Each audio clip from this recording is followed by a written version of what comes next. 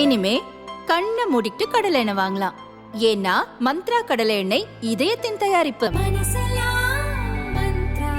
நடக்க இருக்க லோக்சபா தேர்தல்ல திமுக காங்கிரஸ் கூட்டணி தொடரும்னு ரெண்டு கட்சியுமே அறிவிச்சிருந்தாலும் கூட இப்ப வர தொகுதி பங்கீடு முடிஞ்ச பாடில்ல.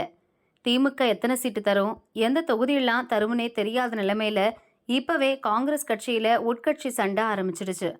குறிப்பா திருச்சி லோக்சபா தொகுதியில இப்ப போஸ்டர் யுத்தம் ஸ்டார்ட் ஆயிருக்கு.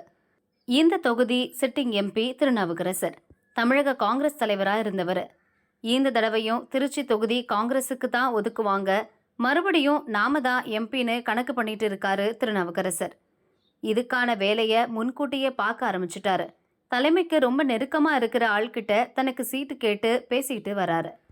இன்னொரு பக்கம் மாஜி எம்பி அடைக்கல ராஜின் மகன் ஜோசப் லூயிஸும் திருச்சி தொகுதியில போட்டியிட மல்லு கட்டிட்டு இருக்காரு. போன தேர்தல்லையே இதுக்கான வேலையை பார்த்தாரு. ஆனா அப்ப அவருக்கு வாய்ப்பு கிடைக்கல. இந்த முறை வாய்ப்பை விட்டுறக்கூடாதுன்னு ஸ்கெட்ச் போட்டு வேலை பார்க்கறாராம். இதுக்காக அவர் எடுத்திருக்கிற அஸ்திரம்தான் மண்ணின் மைந்தன் என்ற வாசகம். காங்கிரஸ் மேலிடமே மண்ணின் மைந்தன் ஜோசப் லூயிஸுக்கு திருச்சியில வாய்ப்பு கொடு என்று திருச்சி சிட்டி முழுக்க அவரோட அபிமானிகள் இப்ப போஸ்டர் ஒட்டி வச்சிருக்காங்க.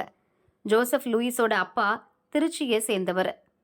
1984 இருந்து 1998 வரைக்கும் தொடர்ந்து 4 முறை திருச்சி எம்பியா இருந்திருக்காரு. ஆனா திருநாவுக்கரசரோட சொந்த மாவட்டம் புதுக்கோட்டை. அவரு திருச்சி தொகுதிக்கு அந்நியன்றதை சுட்டி காட்டவும் தான் சொந்த தொகுதிக்காரன்றத வெளிப்படுத்தவுமே மண்ணின் மைந்தன் அஸ்திரத்தை எடுத்திருக்கிறாராம் ஜோசப் லூயிஸ். அவரை திருச்சியில நிறுத்தணும்னு ஏற்கனவே ஆதரவாளர்கள் எல்லாம் சேர்ந்து கட்சி தலைமைக்கு மொத்தமா தபாலும் போட்டிருக்காங்களாம். இன்னொரு பக்கம் திருச்சி தொகுதியில களமிறங்க வைகோ மகன் துரை ஆசைப்படுறதா மதிமுக வட்டாரம் சொல்லிட்டு இருக்கு. அடுத்ததா திருச்சி சிட்டிங் அமைச்சர் நேரு மகன் அருண் பெரம்பலூர் தொகுதிக்கு குறி வச்சிருக்காரு. அந்த தொகுதி கிடைக்காம போனா அவரும் திருச்சி பக்கம்தான் திரும்புவாருன்னு திமுக வட்டாரம் சொல்லுது. இப்படி ஒரு இக்கட்டான நிலைமையில தான் காங்கிரஸ் கட்சியில திருநாவுக்கரசரும் ஜோசப் லூயிஸும் திருச்சி தொகுதிக்கு மல்லு கட்டிட்டு இருக்காங்களாம்.